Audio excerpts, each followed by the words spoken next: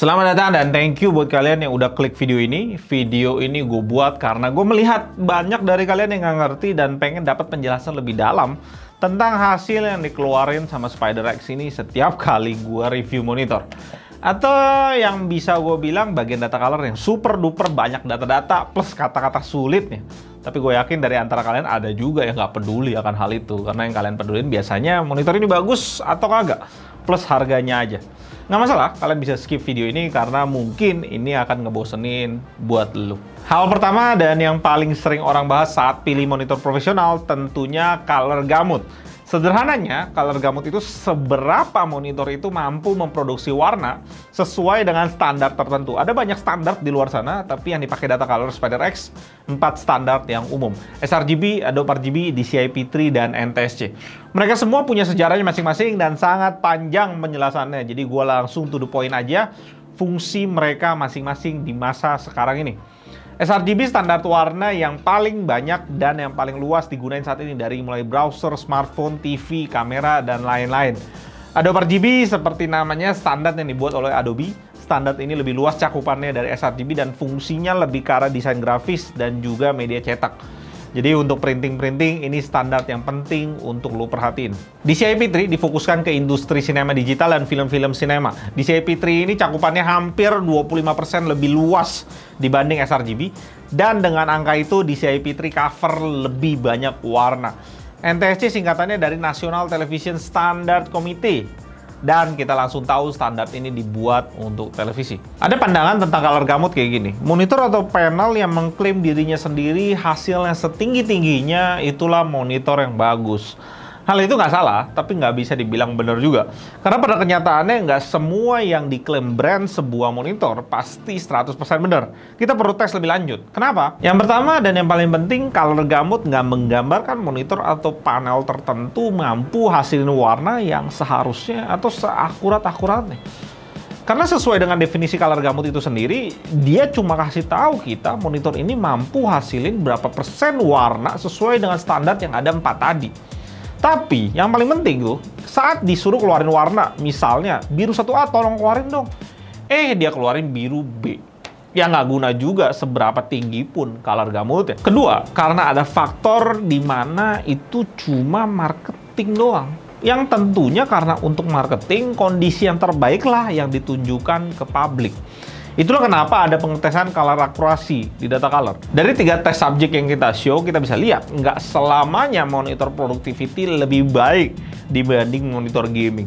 Bahkan MSI Gaming di sini bisa ngalahin keakuratan warna ViewSonic yang klaim dirinya sendiri monitor profesional dengan sertifikat Pantone-nya.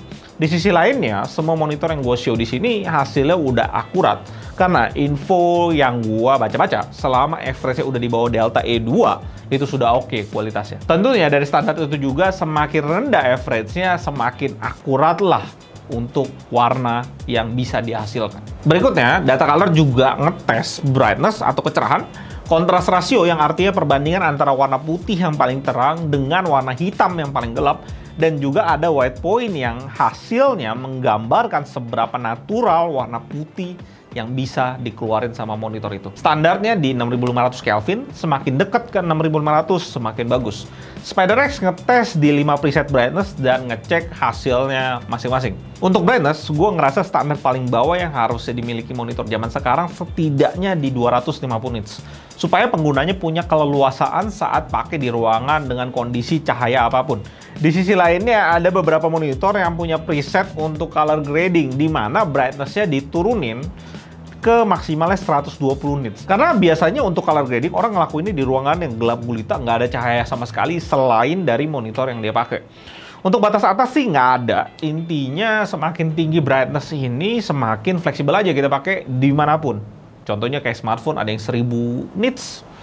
Lu di luaran, kena matahari, lu masih bisa lihat konten di handphone. Next, untuk kontras. Semakin tinggi ini semakin bagus supaya detailnya makin terlihat jelas. Kita ambil contoh standarnya monitor IPS itu 1000:1. Dimana artinya titik paling terang itu sama dengan 1000 kalinya titik paling gelap. Dan kalau di VA panel bisa 2000 sampai 5000:1. Dan kalau kita udah sampai ke OLED panel secara native, OLED bisa sentuh di 1 juta banding 1.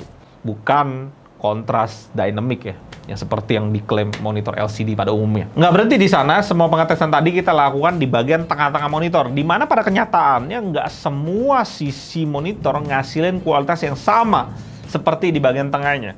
Maka itu ada pengetesan lanjutan, yaitu kerapian warna dan kerapihan brightness yang biasa kita sebut uniformity, di mana SpiderX ngetes total 9 titik di monitor untuk kasih tahu kita lebih dalam kualitas monitor itu kayak gimana. SpiderX kasih kita lihat hasil 4 level brightness, tapi kalau kita ngomong tentang keakuratan warna, yang paling relevan untuk pemakaian sehari-hari gua rasa yang 50% brightness, dan itu yang gua jadiin contoh di sini.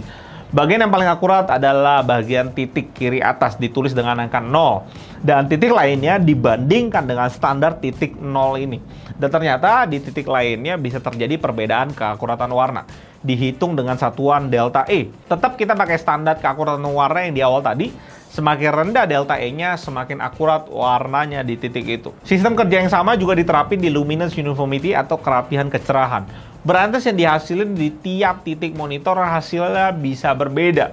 Di hasil ini bagian tengahnya 0% sebagai acuan, sedangkan titik lainnya ada yang 11% lebih gelap dan ada juga 9% lebih gelap.